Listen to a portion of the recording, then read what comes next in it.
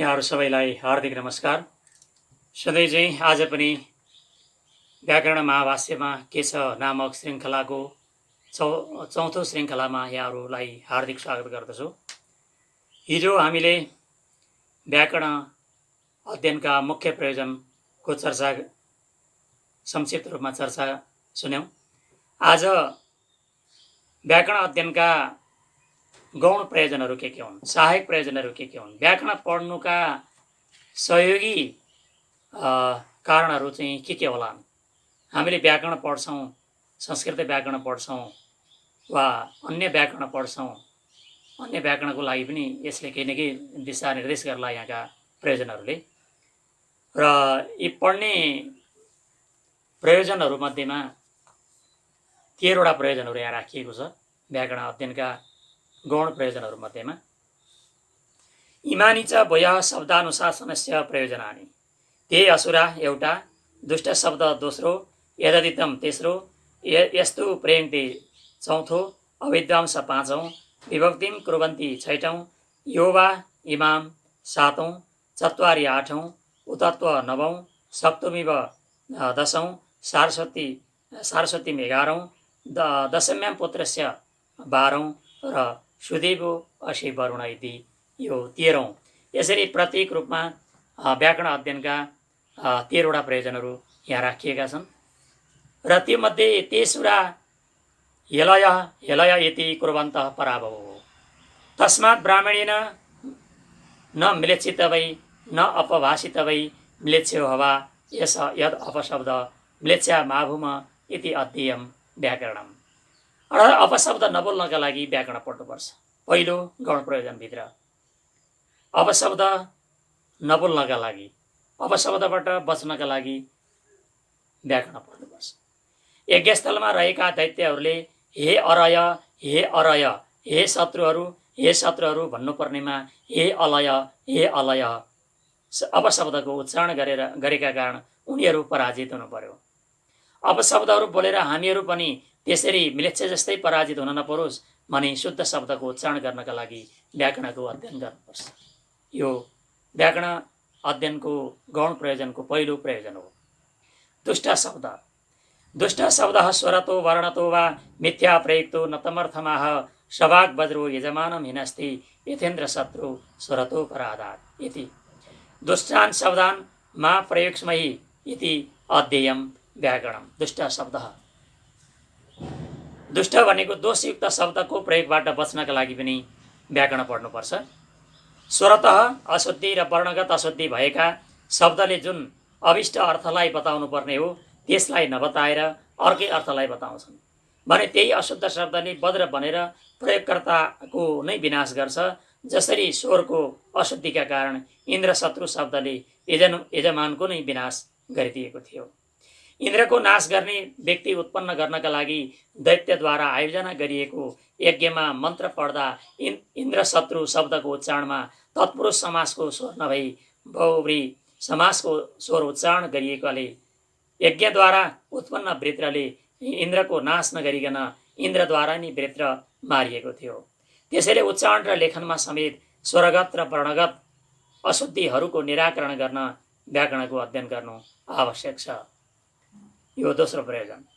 तेस्रो प्रयोजन छ यदधीतम अभिज्ञातम निगते नैव शब्दते अनग्नौ इव शुष्कैदो न तज्ज्वलति करहिचित् तस्मात् अनर्थकम मादिगिस्महि इति अध्ययम व्याकरणम यदधीतम। अर्थात् अनर्थक नपढ्नका लागि पनि व्याकरण पढ्नुपर्छ। यो तेस्रो गौण प्रयोजन। जुन शब्दको अध्ययन त गरियो तर त्यसको अर्थज्ञान हुन सकेन भने केवल दमाहाको आवाज जस्तै त्यसको बारम्बार उच्चारण निरर्थक हुन्छ। जसरी दमाहा बज्छ, बारम्बार घन्किन्छ, तर दमाहाले उच्चारण गरेको दमाहाले चाहिँ त्यो ठुलो स्वरमा सबैलाई घन्काएर त्यो ध्वनि प्रदूषण गरेको, तर त्यसले चाहिँ कुनै पनि शब्द निकाल्न सक्दैन। हामीले पनि पढ्यौँ तर घोकेर भटायौँ, सबै कण्ठस्थ गऱ्यौँ, तर यदि त्यसको अर्थ जानिएन भने दमाहा बजे जस्तै हुन्छ। जसरी सुकेको काठ आगो बिना जल्न सक्दैन त्यसरी नै त्यस किसिमको निरर्थक अध्ययन पनि निष्फल हुन्छ। सुक्न त सुकेको छ तर काठ, तर त्यसमा आगो भएन भने जसरी बल्दैन त्यस्तै तरिकाले पढ्न त पढियो, तर पढेर पनि त्यो सही ठाउँमा त्यसको अर्थ बुझिएन भने त्यसको सही ठाउँमा प्रयोग गर्न सकिन्न। नसकेपछि दमाहा बज्नु र हामीले पढ्नुमा कुनै अर्थ रहँदैन। अर्थज्ञान नगरिकन गरिएको अध्ययन निष्फल हुने भएकाले हामीले राम्रोसँग अर्थज्ञान गर्नका लागि व्याकरण पढ्नुपर्छ। यो तेस्रो प्रयोजन। चौथो प्रयोजन छ यस्तो प्रयुङ्क्ते कुशलो विशेषे सावधान यथावत व्यवहारकाले सुनन्तमाप्नोति जयं परत्र भाग्योगविद दुष्यति चापशब्दै कः भाग्योगविद कुत एतत् यो हि सावधान जानाति अपशब्दानपि असौ जानाति यथैव हि शब्दज्ञानी धर्म एवं अपशब्दज्ञानीपि अधर्म अथवा भूयान अधर्म प्राप्नोति भूयांश अपशब्दः अल्पीयांशः शब्दः इति एकैकस्य हि शब्दस्य बहवो अपभ्रंशः तद्यथा गौ इत्यस्य शब्दस्य गावी गौणी गोता गोपतलिका इत्यादयो अपभ्रंशः अथ भवितुमर्हति अथ यो अभागविद त अज्ञानं तस्य शरणं विषमः उपन्यास नात्यन्ताया अज्ञानं शरणं भवितुमर्हति यो हि अदानं वै ब्राह्मणमन्याद् सुरामापि वेद सोऽपि मण्डे पतितः स्यात् एवं तर्हि सोऽनन्तमाप्नोति जयं परत्र अभाग्योगविद दुष्यति चापशब्दै क अभाग्योगविद अथ यो भाग्योगविद विज्ञानं तस्य शरणं क्व पुनः इदं पठितं राजा नाम श्लोका किञ्च वो श्लोका अपि प्रमाणं किञ्च अतः यदि श्लोका अपि प्रमाणम् अयमपि श्लोक प्रमाणं भवितुमर्हति इदुदुम्बर वर्णानां घटीनां मननं महद् मण्डनं महद् पीतं न गमयेत् स्वर्गं किं तत् क्रतुगतं नये प्रमत्तगीत एष तत्र भवतः यस्तु अप्रमत्तगीतः तत्प्रमाणं यस्तो प्रयुङ्क्ते। ज्ञानपूर्वक शब्दको कुशल प्रयोग गर्नको लागि पनि व्याकरणको अध्ययन गर्नुपर्छ। व्यवहार कालमा जुन व्यक्तिले अर्थविशेषमा शब्दको समुचित प्रयोग गर्छ त्यही वाणी र अर्थविशेषको सम्बन्धलाई जान्ने विद्वानले स्वर्गमा समेत सर्वोच्चता प्राप्त गर्दछ भने अशुद्ध शब्दको प्रयोग गर्ने व्यक्ति दोषी सिद्ध हुन्छ। को दोषी सिद्ध हुन्छ? शब्दको अर्थविशेषको योग जान्ने व्यक्ति नै दोषी हुन्छ। यो कसरी हुन्छ? जसले साधु शब्दलाई जान्दछ त्यसले असाधु शब्दलाई पनि जान्दछ। जसरी शब्दको ज्ञानमा धर्म हुन्छ त्यसरी असाधु वा अशुद्ध शब्दको ज्ञानमा पनि अधर्म वा पाप हुन्छ अथवा धेरै अधर्म प्राप्त हुन्छ किनभने असाधु शब्दहरूको संख्या बढी छ र साधु शब्दको संख्या अत्यन्त थोरै छ। एक एक साधु शब्दका अनेक अपशब्द वा असाधु शब्द हुन्छन्। जस्तै गौ एउटा शब्द भन्नु पर्यो भने त्यो साधु शब्द गौ हो भने त्यसका असाधु शब्द गावी छन्, गोणी, गोता, गोपतलिका आदि अनेक अपभ्रंशहरू शब्दहरू छन्। जो शब्द प्रयोगको वेत्ता होइन त्यसलाई त अज्ञानले नै बचाउँछ। यसो भन्नु न्यायसङ्गत छैन किनकि शब्दको प्रयोग गर्न नजान्नेलाई अज्ञानले सर्वथा उसको संरक्षण गर्छ भन्न सकिँदैन। किनभने हामी यस्तो ठान्दछौँ कि जसले अज्ञानवश ब्राह्मणलाई मार्छ वा मदिरापान गर्छ त्यो पनि समाजका दृष्टिमा पतित वा च्युत नै हुन्छ। जानेको छैन भनेर अशुद्ध शब्द प्रयोग गर्न मिल्दैन। त्यसो भए सुनन्तमा आफ्नोति त्यसको अर्थ यस्तो गरिनेछ कि त्यस शब्दको अर्थविशेषको ज्ञाता स्वर्गमा अनन्त उत्कर्ष प्राप्त गर्दछ किन्तु अपशब्दको प्रयोग गर्नाले त्यो दोषी सिद्ध हुन्छ। त्यसो भए दोषी को सिद्ध हुन्छ त? त्यही जसलाई शब्द प्रयोगको ज्ञान नै छैन। परन्तु जो शब्द प्रयोगको भेत्ता छ त्यसलाई त ज्ञानले नै संरक्षण गर्छ। यो कहाँ पढिएको छ त? राजा नामले प्रसिद्ध श्लोकहरू मध्येमा यो पनि श्लोक पढिएको छ। के श्लोक पनि प्रमाण हुन योग्य छ? तपाईले यस प्रश्नद्वारा के भन्न चाहनुहुन्छ? यदि श्लोकहरू पनि प्रमाण हुन योग्य छन् भने निम्नलिखित श्लोक पनि प्रमाण हुन योग्य छ। जस्तो यदुदुम्बर वर्णानां मदिरालयमा तामा जस्तो रातो रङका कलशहरूको विशाल समूहमा प्राप्त मदिरा पिउनेलाई यदि स्वर्ग प्राप्त हुँदैन भने के सौत्रामणि नामक यज्ञमा अत्यन्त कम मात्रामा मदिरा पिउनेलाई स्वर्ग प्राप्त हुन्छ? यो श्लोक प्रमाण हुन सक्दैन किनकि यो उन्मत्ततापूर्वक उच्चारित गरिएको छ। जुन वाक्य प्रमत्तद्वारा उच्चारण गरिएको हुँदैन त्यही वाक्य नै प्रमाण हुन्छ। यसै सन्दर्भमा एक शब्द सम्यग्ज्ञात शास्त्रान्वित सुप्रयुक्त स्वर्गे लोके च कामधुक् भवति अर्थात् एउटा शब्द पनि व्याकरण शास्त्र अनुसार राम्रोसँग जानेर उपयुक्त ठाउँमा जसले प्रयोग गर्छ त्यस्तो व्यक्तिले स्वर्गमा र यस लोकमा पनि कामधेनुले झैँ फल प्राप्त गर्दछ भन्ने फलश्रुति पनि यो श्रुति पनि मननीय देखिन्छ। त्यस्तै अर्को पाँचौं प्रयोजन छ अविद्यां सप्रत्य विवादे नाम्नो येन प्लुतिं विदुः कामं ते सुतु विप्रोस्य स्त्रीस्वीवाय महं वदे। अविवादे स्त्रीवद् मा भूम इति अध्ययम व्याकरणम। व्याकरण नपढेका राम्रोसँग प्रत्यविवादन, कसैले चाहिँ नमस्कार गर्यो अभिवादन गर्यो भने प्रत्यविवादन गर्नको लागि पनि व्याकरण पढेको हुनु पर्यो। उसले प्रत्यविवादनको लागि पनि व्याकरण नपढेका व्यक्तिलाई प्रत्यविवादन गर्दा आफ्नो नामको उच्चारण प्लुत स्वरको उच्चारण गर्नुपर्छ भन्ने कुरा थाहा हुँदैन र त्यस्ता व्यक्तिले नारीले जस्तै अप्लुत स्वरको उच्चारण गर्छन्, प्रयोग गर्छन्। व्याकरणविद गुरुजनले प्रत्यविवादनमा आशीर्वाद दिँदा आयुष्मान भव राम राम भनेर नाम शब्दमा प्लुत स्वरको उच्चारण प्रयोग गरे जस्तै हामीले पनि प्रत्यविवादन गर्दा प्लुत स्वरको प्रयोग गर्न सकौँ भनेर व्याकरण पढ्नुपर्छ। यो व्याकरण पढ्नुको पाँचौं प्रयोजन। त्यस्तै व्याकरण पढ्नुको छैटौं प्रयोजन छ विभक्तिम कुर्वन्ति। याज्ञिका पठन्ति प्रयाजाः सविभक्तिका कार्या नचान्तरेण व्याकरणं प्रयाजाः सविभक्तिका शक्या कर्तुं विभक्तिम कुर्वन्ति। अर्थात् मन्त्रको राम्रोसँग उच्चारण गर्न पनि व्याकरण पढ्नुपर्छ। याज्ञिकहरूले समुचित विभक्त्यन्त गरेर नै प्रयाज मन्त्रहरूको उच्चारण गर्नुपर्छ भनेका छन्। जसले व्याकरण पढेको छैन त्यस्ता व्यक्तिले प्रयाज मन्त्रहरूको उच्चारण गर्न राम्रोसँग गर्न सक्दैन। त्यसैले व्याकरणको अध्ययन गर्नु आवश्यक छ। युवा त्यस्तै अर्को छ सातौं प्रयोजन आर्तिजिन हुनको लागि। युवा इमाम पदशः षोडशो अक्षरशश्च वाचं विदधाति स आर्तिजिनो भवति। आर्तिजिना श्याम इति अध्ययम व्याकरणम। युवा इमाम जसले वेदरूपी व्याकरण वाणीका प्रत्येक पद उदात्त आदि प्रत्येक स्वर र प्रत्येक स्वर रूप वा व्यञ्जन रूप अक्षरको संरचना निश्चय गरेर उच्चारण गर्दछ त्यही व्यक्ति आर्तिजिन हुन्छ। यज्ञ गर्ने र यज्ञ गराउने दुवै काम विद्वानको नै भएकाले यजमान र पुरोहित दुवै आर्तिजिन हुनु आवश्यक छ। व्याकरण पढेका यजमानसँग पुरोहित पनि सचेत हुन्छन् भने व्याकरण नपढेका पुरोहितसँग यजमान पनि सतर्क हुन्छन्। यजमान र पुरोहित जस्तै प्रत्येक शिक्षक र विद्यार्थी अनि लेखक र पाठक पनि आर्तिजिन हुने प्रयत्न गर्नु आवश्यक छ र त्यसका लागि व्याकरण पढ्नु आवश्यक छ। त्यसै गरेर अर्को प्रयोजन छ वाणीको स्वरूपलाई प्रकट गराउनका लागि पनि व्याकरण पढ्नुपर्छ। चत्वारि श्रृङ्गा त्रयो अस्य पादा द्वे शीर्षे सप्तहस्तासो अस्य त्रिधा बद्धो वृषभो रुरवीति महो देवो मर्त्याम् आविवेश।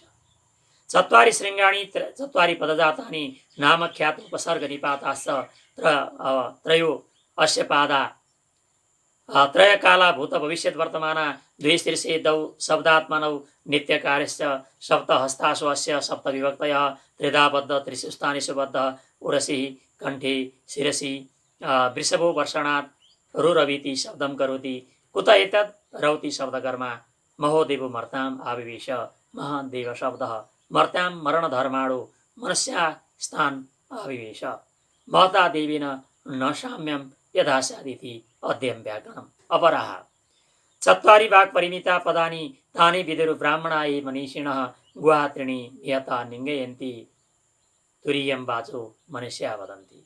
चत्वारि वाक् परिमितानि पदानि चत्वारि पदजातानि नामाख्यात उपसर्ग निपाताश्च तानि विदुर ब्राह्मणा ये मनीषिणः मनसा ईषणो मनीषिणः गुहा त्रीणि निहता निङ्गयन्ति त्रीणि गुहायां त्रीणि निहितानि निङ्गयन्ति न ज्येष्ठन्ते न निमिषन्ति इत्यर्थ। तुरीयं वाचो मनुष्या वदन्ति तुरीयं वा एतत् वाचो यन् मनुष्येषु वर्तते चतुर्थम् इति इत्यर्थ। चत्वारि शब्दसँग तादात्म्य राख्नको लागि पनि तादात्म्य सम्बन्ध राख्नको लागि व्याकरण पढ्नुपर्छ। यो आठौं प्रयोजन हो। शब्दरूपी साँडेका नाम आख्यात उपसर्ग र निपात गरी चारवटा सिंहहरू छन् र त्यही साँडेका भूत भविष्यत र वर्तमान गरी तीनवटा खुट्टा छन्। शब्द र आत्मा वा नित्य र कार्य गरी दुईवटा शिर छन्। प्रथमा द्वितीय आदि सप्तमीसम्मका सातवटा विभक्ति छन्। यसका 7 हात यिनलाई 7 हात मानिएको छ र छाती घाँटी र शिर यी गरी 3 ठाउँमा बाँधिएको शब्दरूपी साँडेले डुक्रिएर भनिरहेको छ यो महान शब्दरूपी देवता मृत्युलोकका मरणशील मनुष्यहरूमा प्रविष्ट भएको छ। यसरी प्रविष्ट हुनु भनेको शब्दसँग हाम्रो तादात्म्य सम्बन्ध स्थापित हुनु हो। व्याकरण नपढिकन हामीसँग हाम्रो तादात्म्य सम्बन्ध स्थापित हुन सक्दैन। शब्दका निश्चित 4 पद वा स्थान छन्। ती 4 स्थानहरूलाई तिनैले जान्न वा बुझ्न सक्दछन्, जो ब्रह्म अर्थात् साङ्गोपाङ्ग, वेदलाई जान्ने ब्राह्मण र मनलाई नियन्त्रणमा राख्ने मनुष्यहरू हुन्। किनभने यी 4 पदमा 3 त अज्ञान रूपी अँध्यारो गुफामा पर्नाले प्रकाशमान छैनन्। मनुष्य जसको उच्चारण गर्छन् त्यो शब्दको चौथो पद अर्थात् वाणीको चतुर्थ भाग, परा पश्यन्ती मध्यमा वैखरी। चत्वारी भाग परिमिता पदानी, यसको अर्थ हो शब्दका 4 निश्चित स्थान छन् अर्थात् शब्द 4 स्थान 4 प्रकारका हुन्छन्, परा पश्यन्ती मध्यमा र वैखरी, तथा प्रकारान्तरले नाम आख्यात उपसर्ग र निपात। तानी विदुर ब्राह्मण ए मनिषिण, यस वाक्यमा मनिषिण शब्दको अर्थ हो मनलाई नियन्त्रणमा राख्नेवाला, अर्थात् व्याकरण पढेर जसले आफ्नो मनलाई बसमा राखेका छन्। गुहा त्रिणी निहिता निङ्गयन्ती को अर्थ हो गुहा अर्थात् अज्ञान रूपी अन्धकारमा 3 अर्थात् शब्दका निश्चित स्थान निहित छन्, त्यसैले कुनै हलचल गर्दैनन् अर्थात् प्रकाशित हुँदैनन्। तुरीयम वाचो मनुष्य वदन्ती, वाक्यको अर्थ यो हो कि मनुष्यहरूमा यही वाणीको स्थान छ, त्यो वस्तुतः शब्दको चौथो भाग हो। वाणीको स्वरूपलाई प्रकट गराउनको लागि अध्ययन गर्नुपर्छ भन्ने यो 9औं प्रयोजन छ। उतत्व पश्यन् न ददर्श वाचम, उतत्व श्रेणोत्येनाम, उतो त्वस्मै तन्वं विशस्रे जायेव पत्य उशति सुभाषः। उतत्व अपि खलु एकः पश्यन्नपि न पश्यति वाचम, अपि खलु एकः शृण्वन्नपि न शृण्वति एनाम इति। अविद्वांसम् आहार्धम्, उतो त्वस्मै तन्वं विशस्रे तनुं विवृणुते जायेव पत्य उशति सुभाषः। तदेथा जाया पत्ते कामयमानः सुभाषः स्वयं आत्मानं विवृणुते। एवं वाग्विदेः स्वम् आत्मानं विवृणुते। वाङ्मनो विवृणीयात् आत्मानम् इति अध्ययम् व्याकरणम् उतत्वः। अर्थात् वाणीको स्वरूपलाई प्रकट गराउनका लागि पनि व्याकरण पढ्नुपर्छ। यो 9औं प्रयोजन हो। जसले व्याकरण पढेको छैन उसले वाणीलाई देखेर वा पढेर पनि देख्न वा बुझ्न सक्दैन, अनि वाणीलाई सुनेर पनि पशुपक्षीका कानले सुने झैँ उसको सुनाइ पनि निरर्थक हुन्छ। परन्तु जसरी कामवासनाले युक्त भएकी श्रीमती सुन्दर वस्त्रहरूले सुसज्जित भए पनि श्रीमानका सामु पुगेपछि आफ्नो शरीरलाई खोलिदिन्छन्, शरीरका वस्त्रहरू खोलिदिन्छन्, त्यसरी नै व्याकरण पढेका व्यक्तिका सामु पनि वाणीले आफ्नो स्वरूपलाई प्रकट गरिदिन्छन्। वाणीले हाम्रा सामु आफ्नो स्वरूप प्रकट गर्न सकुन् र हामी पनि वाणीसँग सुपरिचित हुन सकौँ भन्ने उद्देश्यले व्याकरण पढ्नुपर्छ। व्याकरण पढ्नुको यो 9औं प्रयोजन। त्यस्तै अब चाल्नेले, हामीले जसरी चाल्नेले आटाहरू चाल्छौँ, कुनै चाहिँ ठुल्ठुलो वस्तुहरू चालेर फाल्छौँ, त्यस्तै चाल्नेले चाहिँ शुद्ध शब्द छनौट गर्नको लागि पनि व्याकरण पढ्नुपर्छ। सक्तोमिव, सक्तो भनेको 7। सक्तोमिव त्यतौना पुनन्तो यत्र धीरा मनसा वाचमक्रमतः अत्रा सखाय शक्यानि जानते भद्रैषां लक्ष्मीर निहिताधिवाची। सक्तो सचतेर दुर्धावो भवति, कसतेर्वा विपरीतात् विकसितो भवति, तितौ परिवपनं भवति, ततवद्वा तुन्नवद्वा धीराः ध्यानवन्तः मनसा प्रज्ञानेन वाचम् अक्रमतः वाचम् अग्रिसतः अत्र सखाय सख्यानि जानति, अत्र सखाय सन्त सख्यानि जानति, क्व य एष दुर्गो मार्गः एकगम्यो वाग्विषयः, के पुनस्ते वैयाकरणः, कुत एतद् भद्रैषां लक्ष्मीर निहिताधिवाची। येषां वाची भद्रा लक्ष्मीर निहिता भवति, लक्ष्मीर लक्षणाद् भाषणाद् परिवेडा भवति सक्तमेव। चाल्नेले चाहिँ शुद्ध शब्द छनौट गर्नका लागि व्याकरणको अध्ययन गर्नु आवश्यक छ। जसरी चाल्नेले सातु चालिन्छ त्यसरी नै विद्वान व्यक्तिले पनि ध्यानयुक्त मनको सहायताले हुने ज्ञानद्वारा अशुद्ध शब्दलाई हटाई वाणीलाई शुद्ध गरेर शब्दको उच्चारण गर्दछन्। त्यस्ता विद्वानले भित्री मनमै प्रकृति प्रत्यय विभागको ज्ञान गरी शुद्ध शब्दको प्रयोग गर्दछन् र शब्द एवं अर्थको अभेद ज्ञान गर्नाले उनीहरूले सायुज्य मुक्ति पनि पाउँछन्। किनभने यस्ता विद्वानका वाणीमा कल्याणमयी स्वप्रकाश ब्रह्मरूप लक्ष्मी धेरै समयसम्म रहिरहन्छन्। सक्तु शब्दको अर्थ हो सातु। सक्तु शब्द सच धातुदेखि निष्पन्न भएको। सचको अर्थ हो चम्किलोपना, अत धातुको शोधन कार्य कठिन छ। अथवा कस धातुमा वर्ण विपर्य गरेर सक्तु शब्द बन्दछ। यस व्युत्पत्तिका आधारमा विकसित हुने भन्ने अर्थ प्रतीत हुन्छ।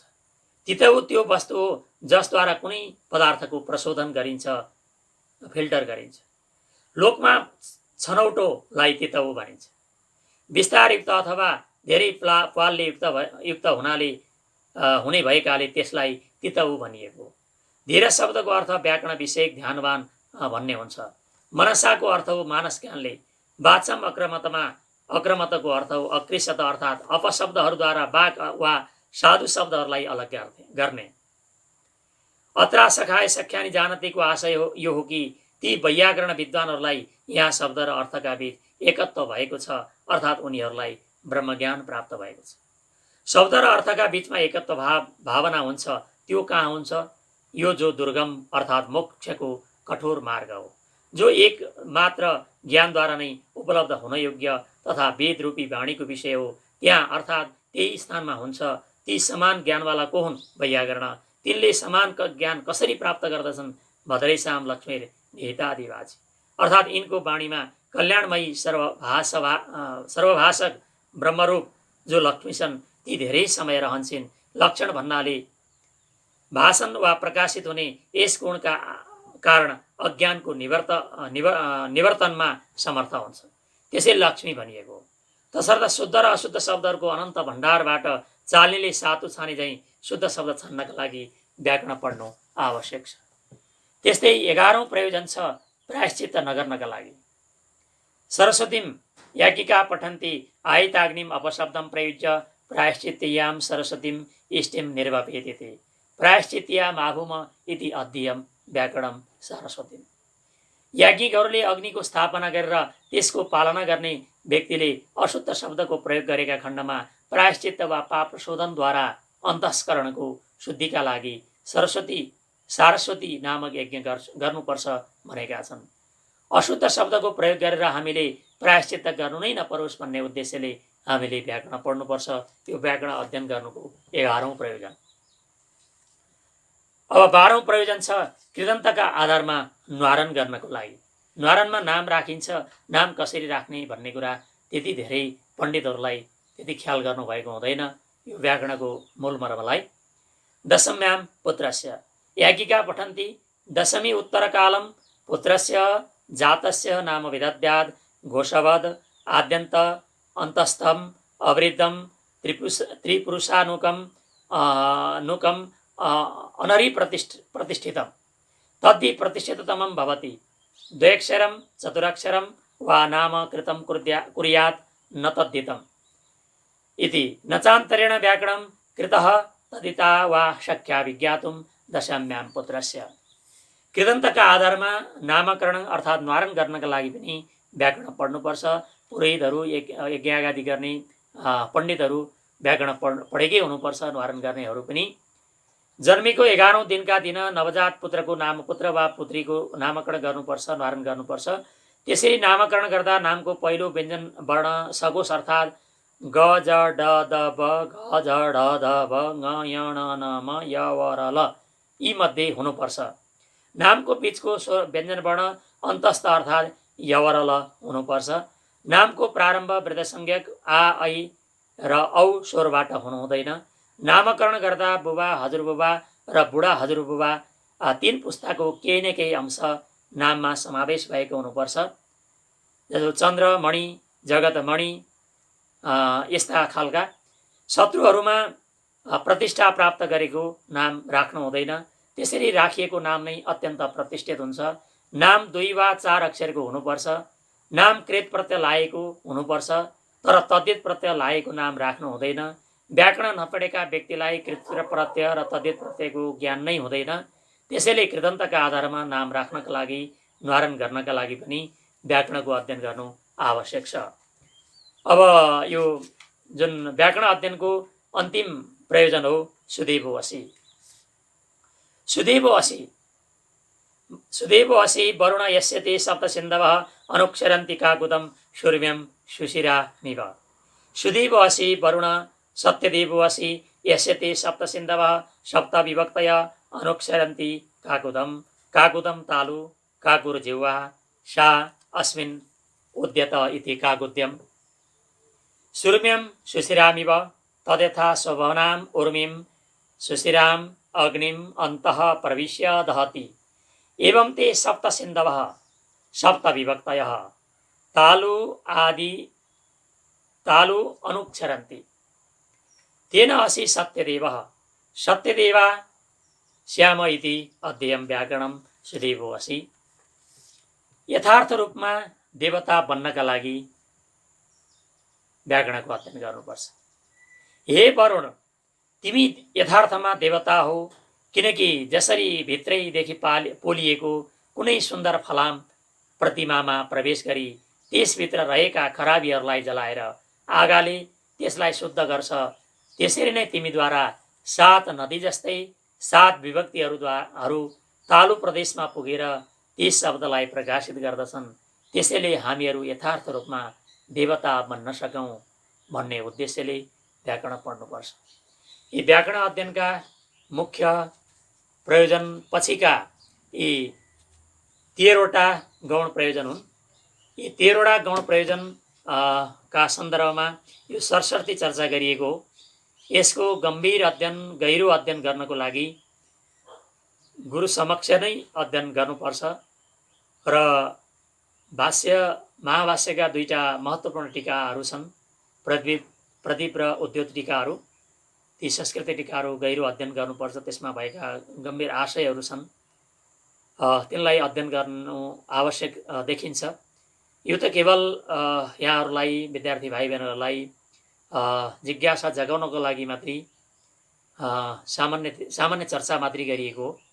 यसको गहिरो अध्ययनको लागि सम्बन्धित विशेषज्ञ गुरुहरूसँग र सम्बन्धित विशेषज्ञ गुरुहरूसँग पढिसकेपछि अध्ययन अनुसन्धान गर्नको लागि अग्रसर हुनको लागि सम्पूर्ण अध्येताहरू आफै अगाडि बढ्नुपर्छ।